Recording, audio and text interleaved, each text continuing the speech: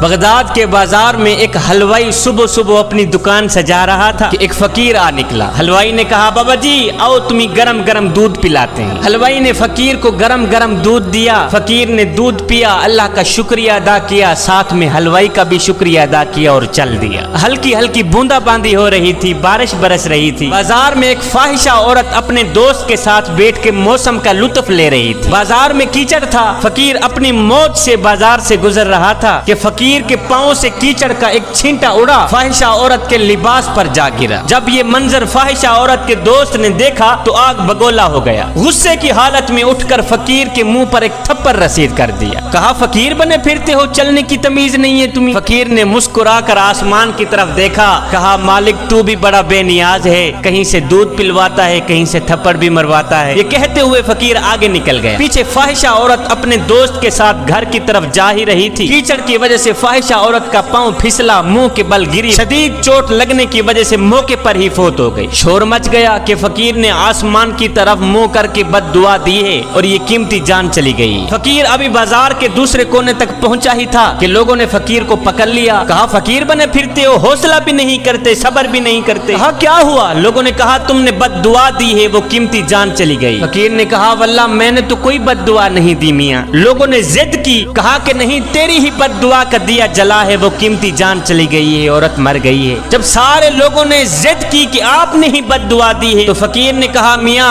میں نے تو کوئی بد دعا نہیں دی، اصل میں یہ یاروں یاروں کی لڑائی ہے، میں نے تو کوئی بد دعا نہیں دی، اصل میں یہ یاروں یاروں کی لڑائی ہے۔ کہا وہ کیسے؟ فقیر نے کہا جب میں بازار سے گزر رہا تھا تو میرے پاؤں سے چھینٹا اڑا، اس عورت کے لباس پر پڑا تو اس کے یار کو غصہ آیا، اس نے مجھے مارا، جب اس نے مجھے مارا پھر میرے یار کو بھی غصہ آ گیا۔ اور میاں میں نے کوئی بد دعا نہیں دی، یہ اصل میں یاروں یاروں کی لڑائی ہے۔